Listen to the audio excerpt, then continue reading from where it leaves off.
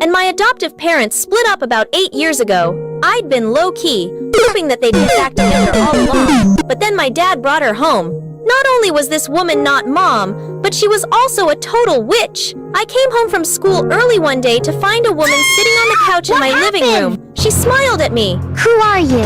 Diana, sweetie, you're home early today? Additional beads of sweat appeared on my dad's forehead and gathered on his eyebrows. Super suspicious. It's nice to meet you, Diana. I've heard so much about you. I work with your father. Dad doesn't usually bring his colleagues over for dinner. She isn't just a colleague. I'm marrying her. Diana! I thought we were gonna ease her into it. Wait, you're marrying this strange woman?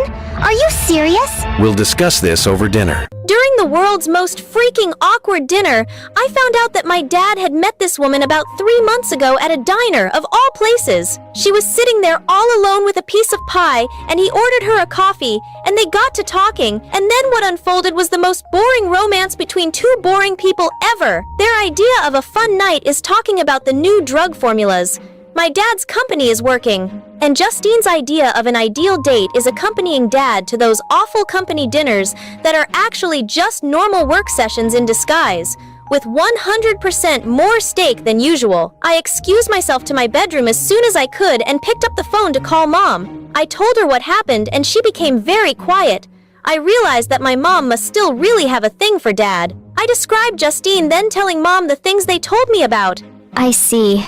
She seems too good to be true. The next day, during history class, we learned about the hunting of witches in medieval and Puritan times. Apparently, back in those days, it was really easy to be accused of being a witch, and it was really hard to prove otherwise. But as the teacher moved on to talk about Hollywood's definition of witches, it, honest to goodness, sounded like he was describing Justine. Witches could cook up potions, charm people, and see some future events. She had one of the 3 nailed. I could see her excelling at all the rest. There was supposedly one surefire way to determine if someone was a witch: lure them into a circle. Once in the circle, the witch wouldn't be able to escape. I felt ridiculous even entertaining the idea, but I knew there was something off about Justine. So that evening, while Justine and Dad were preparing dinner in the kitchen, I lit the candles, dimmed the lights, and drew a circle on the floor beneath Justine's chair. We were sitting down to eat when my mom barged into the dining room. Peter, I want you back. This is neither the time nor the place for this. Oh, it hurts. I watched in horrified fascination as Justine stood and then fell to her knees, holding her head in her hands. Then she started moaning, and then she started to spew. Justine threw up jets of green vomit like a sprinkler all over the dining room. The circle worked. It's true. You're a witch. I'd never seen my father move as fast as he did in that moment. He put himself between my mom and Justine. In the blink of an eye, my mom lunged forward and tried to attack them both. I grabbed hold of the hood on my mom's coat and pulled as hard as I could. Mom looked at me with a look of betrayal and then rushed out of the house. My dad picked Justine up and carried her away from the circle to the living room couch. Why didn't you tell me, Justin? I was afraid I'd lose you if you knew about my condition. Your condition? Your condition is being an evil witch. Dinah, behave. How did you know Mom would attack Justine, Dad? That's right. Why? I ended things with your mother, Diana. She's a witch hunter. I thought she was having an affair, so I followed her.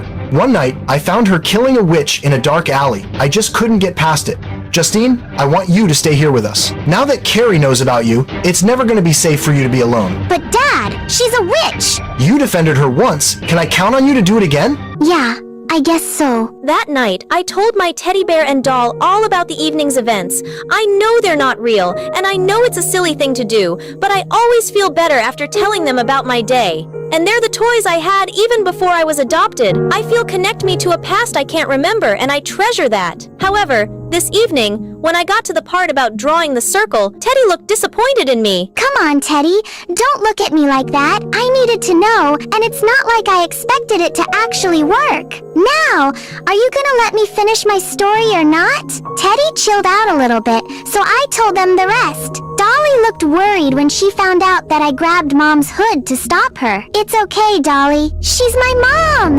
It's not like she'd ever hurt me. You have my permission to skip school tomorrow tomorrow to keep an eye on Justine. So I can risk both my academic future and my life at the same time. Gotta admit, Dad, I'm not enthused. What's wrong, sweetheart? How long are you gonna keep those things around? They're unnerving. All this stress has got you jumpy. I get it. And yes, I'll watch Justine tomorrow and keep her alive for you. When I got up the next morning, Justine was floating around the kitchen making breakfast. Literally floating. Having a good witchy morning, I see. Oh, I thought you were still asleep. I'm not a witch. It's a condition. A condition? You expect me to believe that you're floating? I have invisible wings made of energy.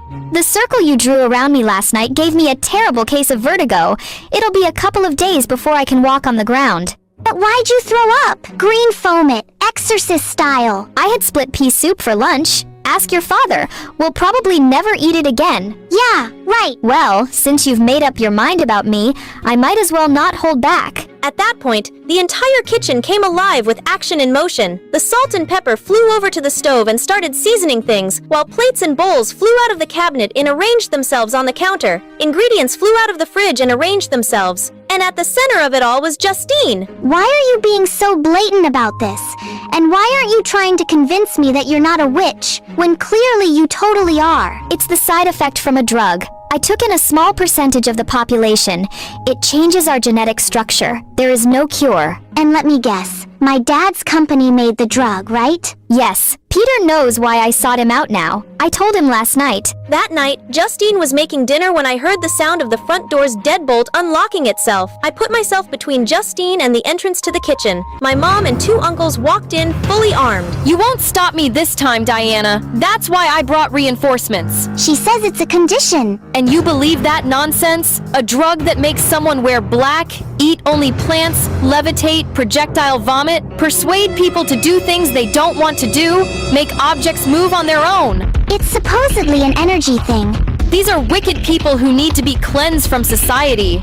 Diana, you should leave. I'm not going anywhere. My uncles lunged at me, and Mom watched as they tried to get me away from Justine. One of them threw me over their shoulder, and the other joined Mom and began attacking Justine. Suddenly, I saw pale yellow threads of something running down the back of my uncle's body. I reached out and pulled those threads with a yell. His body moved like a puppet on a string in exactly the direction I moved the threads. Somehow, I could see Justine's wings now, and as I watched them beat, I realized that I'd been waiting for as long as I could remember to do the same. I willed my wings to expand and felt something respond. I hovered in the air a few inches off the ground. Diana, you're like them if you're one of them. It's true.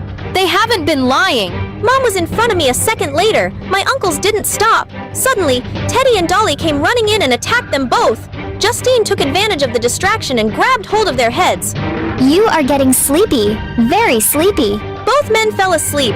Teddy, Dolly? Hey there, kiddo. Your wings are beautiful, sweetie. You two have been watching her all along. Why did you let me keep her if you knew where she's been?